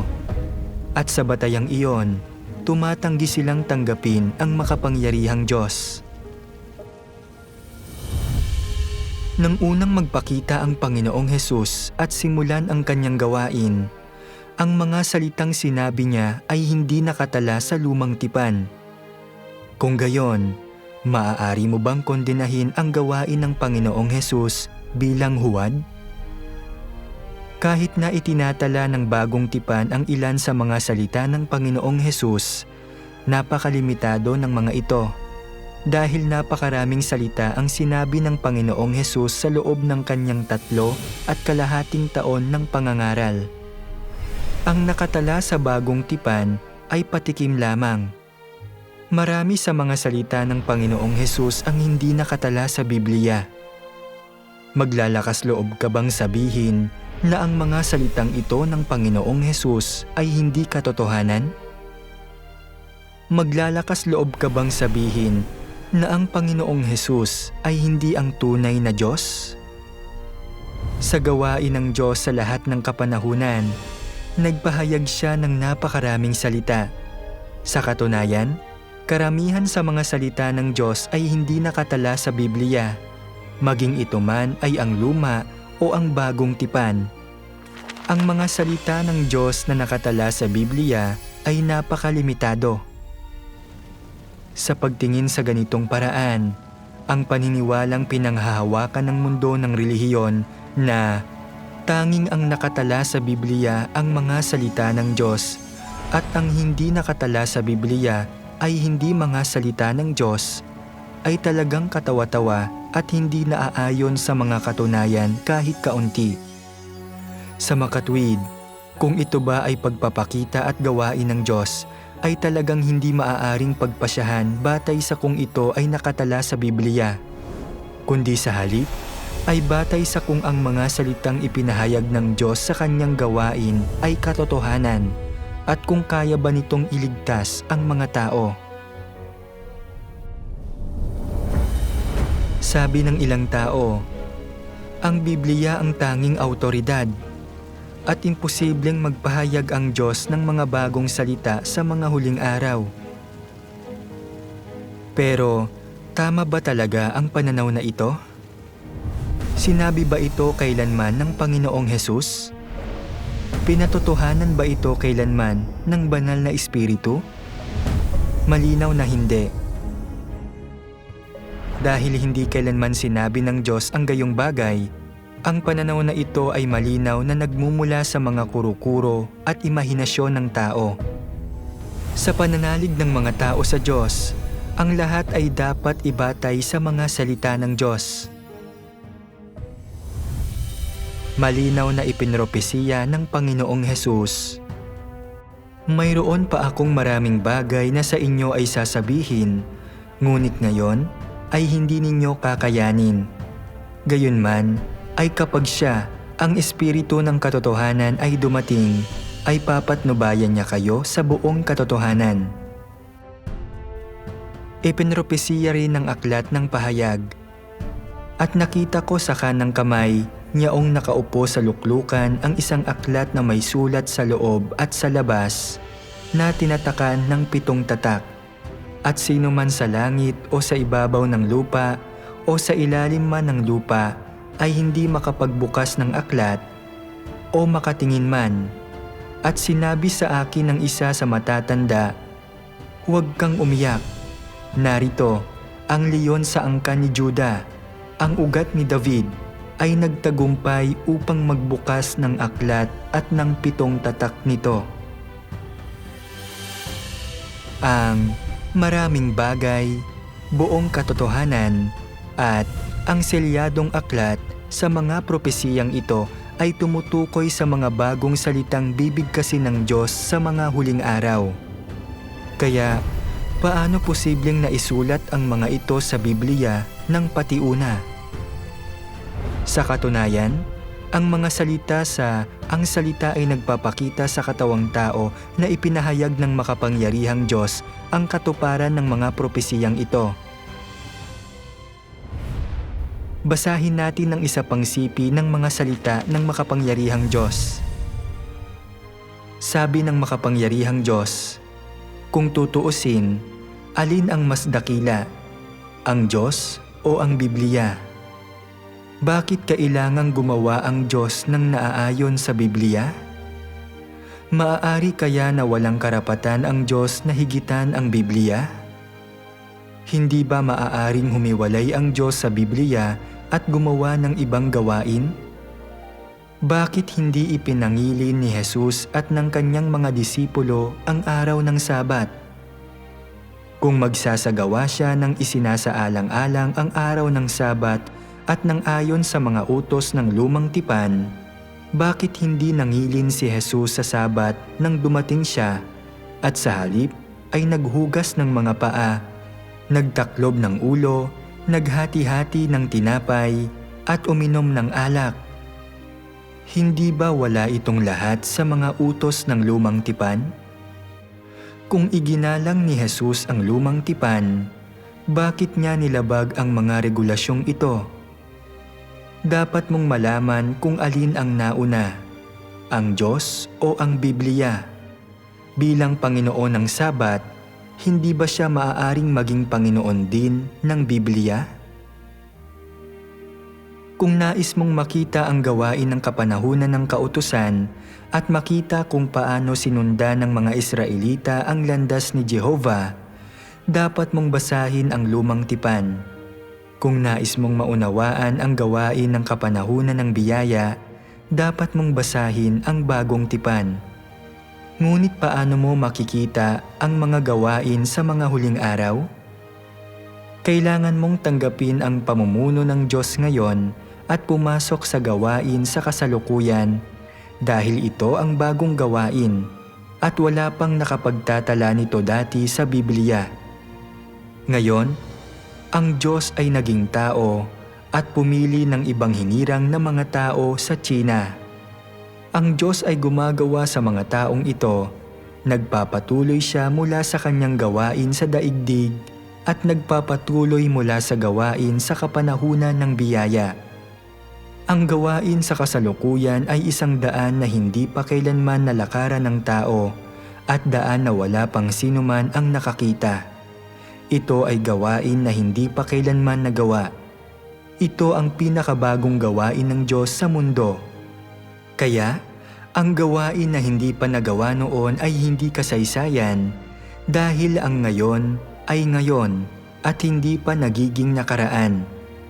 Hindi alam ng mga tao na ang Diyos ay nakagawa ng mas nakahihigit at mas bagong gawain sa mundo at sa labas ng Israel, na lumampas na ito sa saklaw ng Israel at lampas sa mga propesiya na ibinigay ng mga propeta, na ito ay bago at kahangahangang gawain na hindi sakop ng mga propesiya at mas bagong gawain na lampas sa Israel at gawain na hindi makikita o kaya ay magawang akalain ng mga tao. Paanong ang Biblia ay naglalaman ng malinaw na mga talaan ng nasabing gawain? Sino ang maaaring makapagtala ng bawat isang bahagi ng gawain ngayon bago ito maganap nang walang makakaligtaan? Makikita natin na nauna ang gawain ng Diyos at ang Biblia ang tala na sumunod. Kung babalikan lang natin ang mga makasaysayang katunayan kung paano nabuo ang Biblia, magiging lubos na malinaw ang umuulit na prinsipyong ito. Nang likhain ng Diyos ang kalangitan at lupa at lahat ng bagay, walang Biblia. Nang isagawa ng Diyos na si Jehovah ang kanyang gawain, wala ring Biblia. Pagkatapos lamang makumpleto ng Diyos ang kanyang gawain sa kapanahunan ng kautusan, nagsimulang itala ng mga tao kung paano nagpakita at gumawa ang Diyos noong panahong iyon at kung paano niya ginamit si Moises upang itakda ang mga kautusan. Gayon din, nang isagawa ng Panginoong Hesus ang kanyang gawain, tanging ang lumang tipan ang umiral at hindi pa umiral ang bagong tipan. Ang bagong tipan ay hindi tinipon hanggang sa mahigit 300 taon matapos makumpleto ng Panginoon ang kanyang gawain. Ang Biblia ay palaging tinitipon ng mga sumunod na henerasyon pagkatapos makumpleto ng Diyos ang bawat yugto ng kanyang gawain.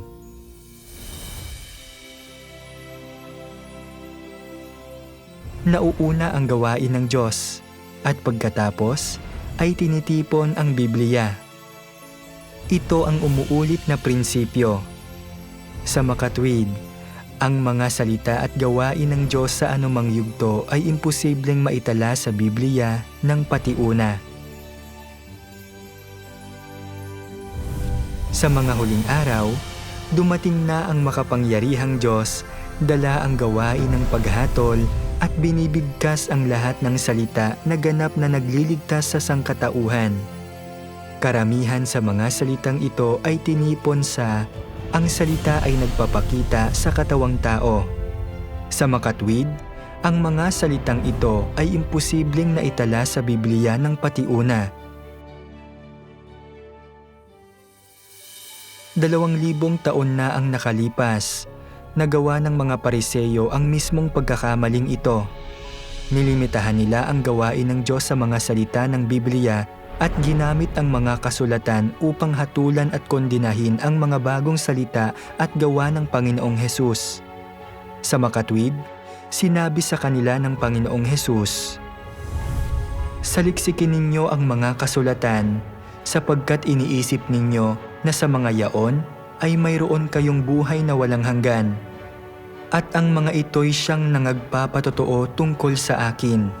At ayaw ninyong magsilapit sa akin upang kayo'y magkaroon ng buhay."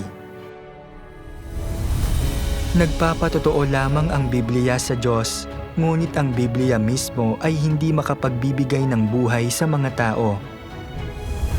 Ang Diyos ang Panginoon ng Biblia, at tanging ang Diyos ang pinagmumula ng buhay.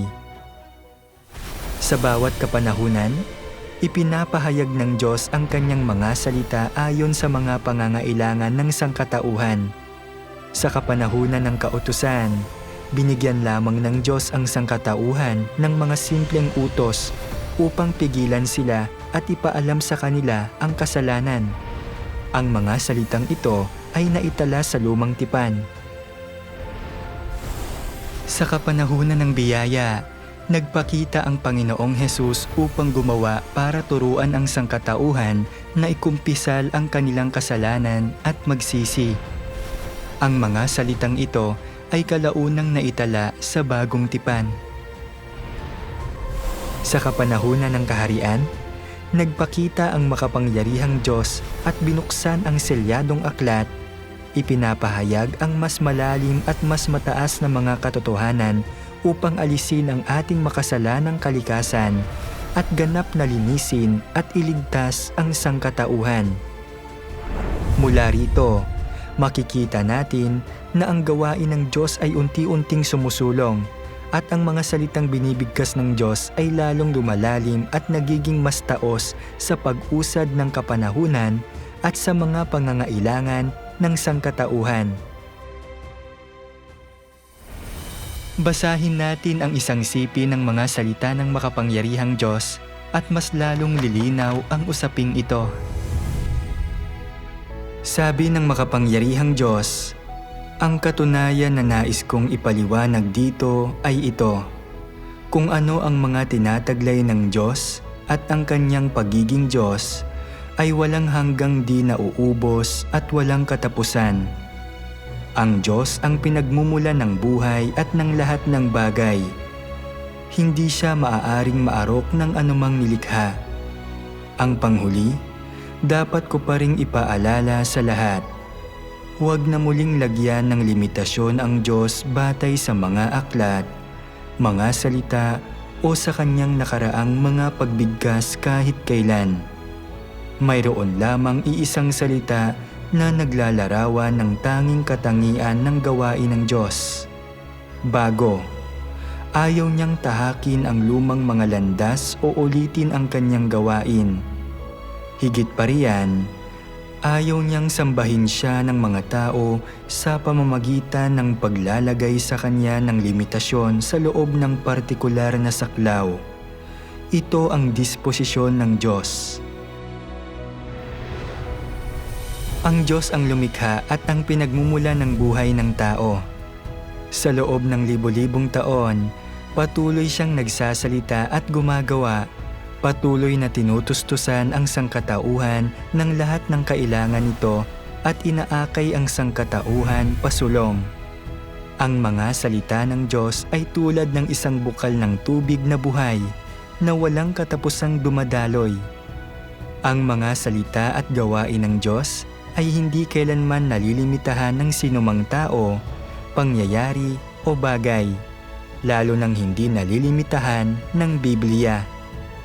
Palaging nagsasalita ang Diyos ng mas maraming salita at nagsasagawa ng mas marami at mas bagong mga gawa ayon sa kanyang plano ng pamamahala at sa mga pangangailangan para sa kaligtasan ng sangkatauhan.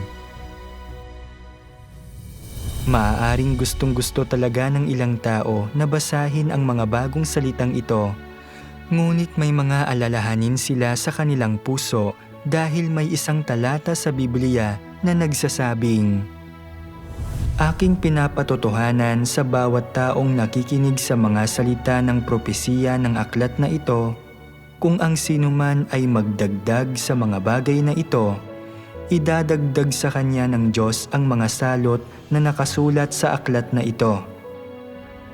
Ang selyadong aklat ba ay pagdaragdag sa Biblia? Darating ba sa atin ang mga sakuna kung babasahin natin ito? Mga kapatid, noong panahong iyon, sinabi ni Juan na kung may sinumang magdaragdag sa propesiyang ito, hindi na kung may sinumang magdaragdag sa Biblia.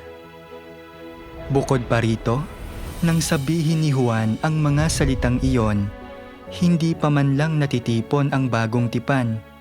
Ang aklat ng pahayag ay itinala ni Juan noong mga 90 AD matapos siyang makakita ng mga pangitain sa isla ng Patmos.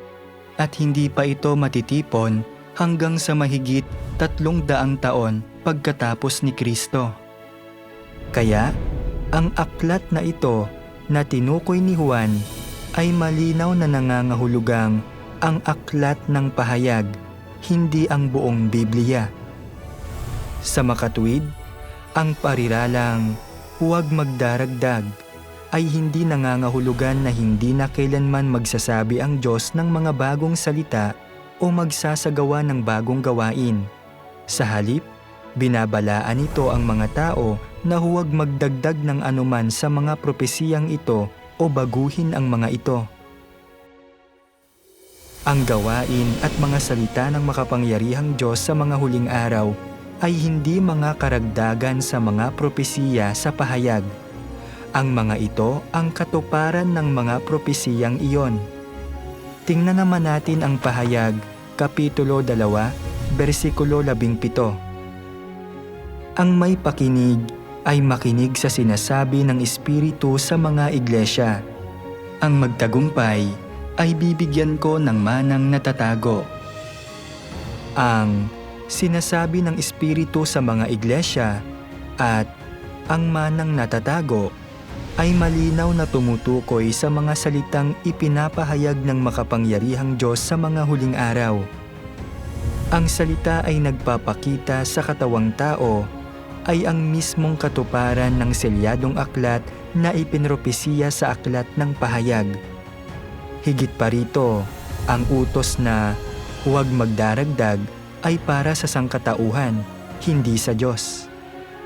Ang Diyos ang lumikha at ang kanyang mga salita at gawain ay hindi nalilimitahan ng sinumang tao, pangyayari o bagay.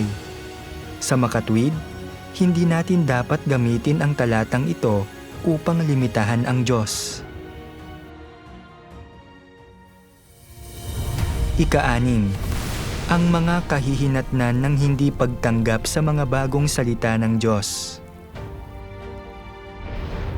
Kung ang mga tao ay kumakapit lamang sa Biblia at tumatangging tanggapin ang mga bagong salitang binigkas ng makapangyarihang Diyos sa mga huling araw, masasang-ayunan ba ng Panginoon ang gayong mga tao? Makakapasok ba sila sa kaharian ng langit? Basahin natin ang isa pang sipi ng mga salita ng makapangyarihang Diyos. Sabi ng makapangyarihang Diyos, ang Kristo ng mga huling araw ay naghahatid ng buhay at naghahatid ng pangmatagalan at walang katapusang daan ng katotohanan. Ang katotohanan ito ang landas kung saan nakakamit ng tao ang buhay at ito ang tanging landas para makilala ng tao ang Diyos at masang-ayunan ng Diyos. Kung hindi mo hinahanap ang daan ng buhay na ibinigay ni Kristo ng mga huling araw, kung gayon, ay hindi mo kailanman makakamit ang pagsang-ayon ni Jesus at hindi ka magiging kalipikado na pumasok sa pintuan ng kaharian ng langit sapagkat pareho kang isang puppet at bilanggo ng kasaysayan. Ang mga kinokontrol ng mga regulasyon, ng mga salita at ng mga gapos ng kasaysayan ay hindi kailanman makakapagkamit ng buhay o ng walang hanggang daan ng buhay. Ito ay dahil ang tanging mayroon sila ay maruming tubig na kanilang kinapitan sa loob ng libu-libong taon sa halip na ang tubig ng buhay na dumadaloy mula sa trono. Ang mga hindi natutustusan ng tubig ng buhay ay mananatiling mga bangkay, mga laruan ni Satanas, at mga anak ng impyerno magpakailanman. Kung gayon, paano nila masisilayan ang Diyos? Kung naghahangad ka lang na kumapit sa nakaraan, naghahangad lang na manatili sa iyong kinalalagyan at panatilihin ang mga bagay-bagay, at hindi naghahangad na baguhin ang kasalukuyang kalagayan at iwaksi ang kasaysayan. Kung gayon, hindi ba't palagi kang magiging kaaway ng Diyos? Malawak at makapangyarihan ang mga hakbang ng gawain ng Diyos, tulad ng rumaragasang mga alon at dumadagundong na mga kulog. Subalit pasibo kang nakaupo na naghihintay ng pagkawasak, kumakapit sa iyong kahangalan at walang ginagawa. Sa ganitong paraan, paano ka maituturing na isang taong sumusunod sa mga yapak ng kordero? Paano mo mabibigyang katwiran na ang Diyos na kinakapitan mo ay isang Diyos na palaging bago at hindi kailanman luma? At paano ka maihahatid ng mga salita sa mga nanilaw mong libro patawid sa panibagong kapanahunan? Paano ka maaakay ng mga ito para mahanap mo ang mga hakbang ng gawain ng Diyos? At paano ka madadala ng mga ito paakyat sa langit? Ang hawak mo sa mga kamay mo ay ang mga salitang makapagbibigay lang ng panandaliang ginhawa, hindi ang mga katotohanang kayang magbigay ng buhay sa iyo. Ang mga salita ng mga kasulatang binabasa mo ay pinagyayaman lamang ang dila mo at hindi mga salita ng pilosopiyang makatutulong sa pag-unawa mo sa buhay ng tao, lalong hindi ang mga landas na kayang maghatid sa iyo sa pagiging perpekto. Hindi ba't nagdudulot sa iyo ng pagninilay-nilay ang pagkakaibang ito? Hindi ba't naipapaunawa nito sa iyo ang mga hiwagang nakapaloob dito? May kakayahan ka bang dalhin ang sarili mo sa langit upang makipagtagpo sa Diyos nang ikaw lang? Kung wala ang pagdating ng Diyos, Kaya mo bang dalhin ang sarili mo sa langit upang matamasa ang kasiyahang pampamilya kasama ang Diyos? Nananaginip ka pa rin ba ngayon? Iminumungkahi ko, kung gayon, naihinto mo ang pananaginip at tingnan kung sino ang gumagawa ngayon. Tingnan kung sino ang gumagawa ngayon ng gawain ng pagliligtas sa tao sa mga huling araw. Kung hindi mo gagawin, hindi mo kailanman makakamit ang katotohanan at hindi mo kailanman makakamit ang buhay. Ang mga katotohanang ipinahayag ng makapangyarihang Diyos sa "Ang Salita ay nagpapakita sa katawang tao" ay umaabot na ngayon sa 7 buong volume na lahat ay makikita online. Nagpahayag ang Diyos ng napakaraming katotohanan.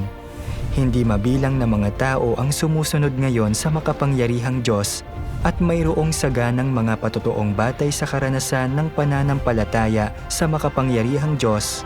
Maraming pelikula na nagpapatotoo sa Diyos at maraming himno na nagpupuri sa Kanya. Bukod dito, sa puntong ito ay lumaganap na ang ebanghelyo ng kaharian sa mahigit 100 bansa sa buong Asya, Europa, Amerika, Afrika, at Oceania. Tinanggap na ng hinirang na mga tao ng Diyos mula sa buong mundo ang makapangyarihang Diyos. Ang mga kahangahangang resultang ito pa lamang ay sapat na para makilala ng mga tao na ito ay tunay na gawain ng Diyos.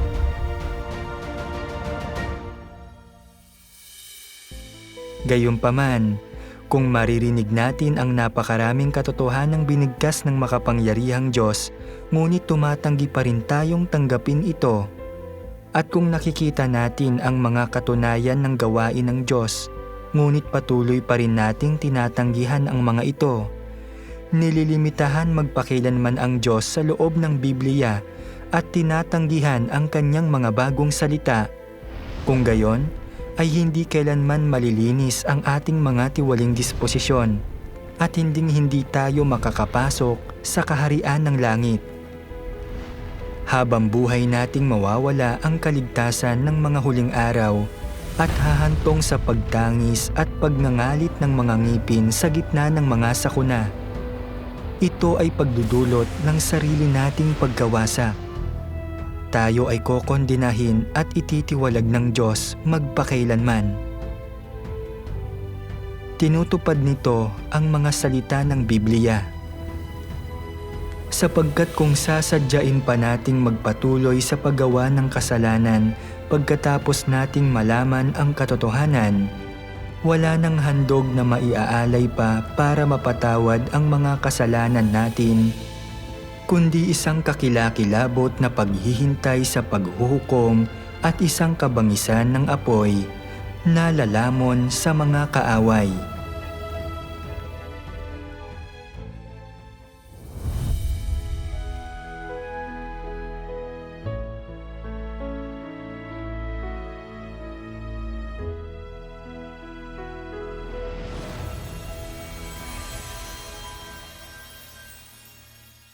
Nangako ang Panginoong Hesus, "Narito, ako'y madaling pumaparito."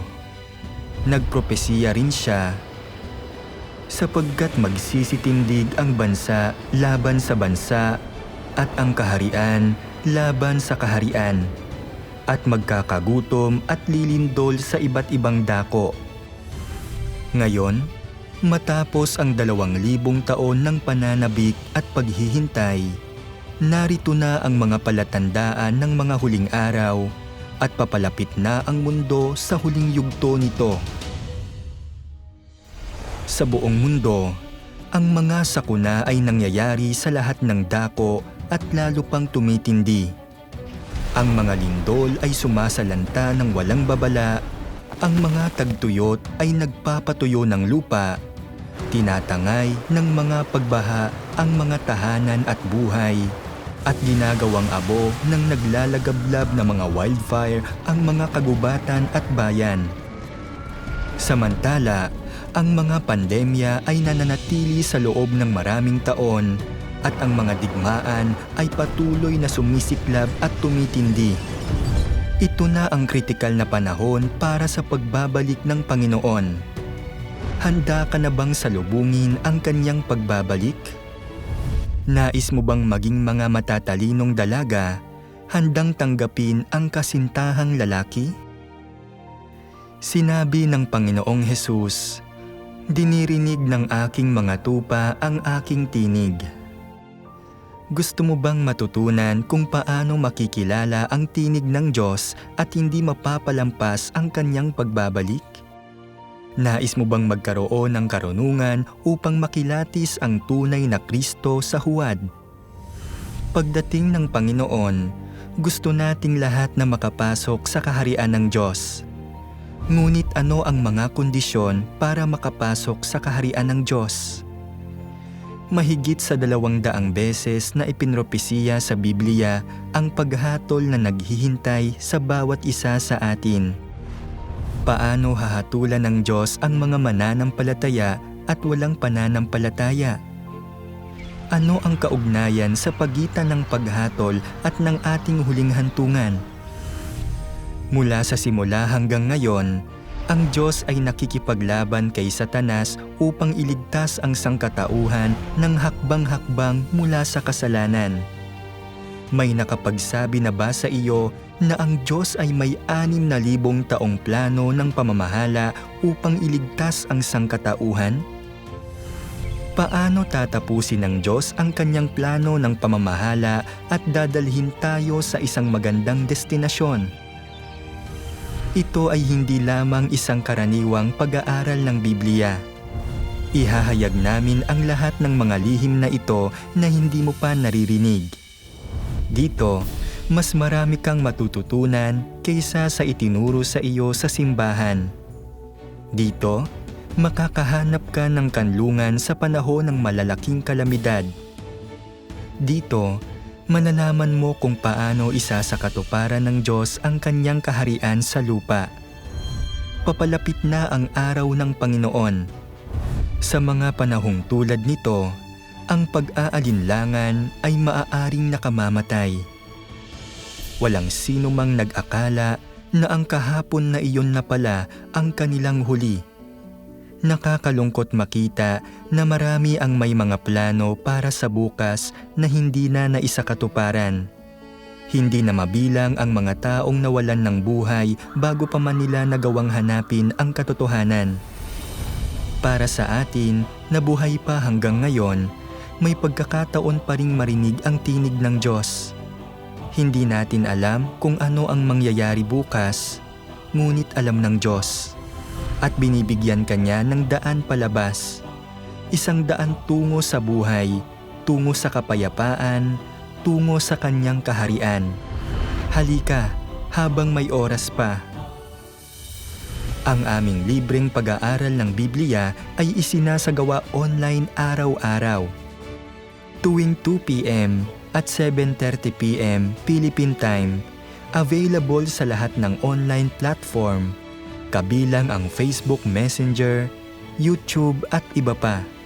O tumawag sa amin sa 0910-703-2766 para malaman ang karagdagang mga detalye.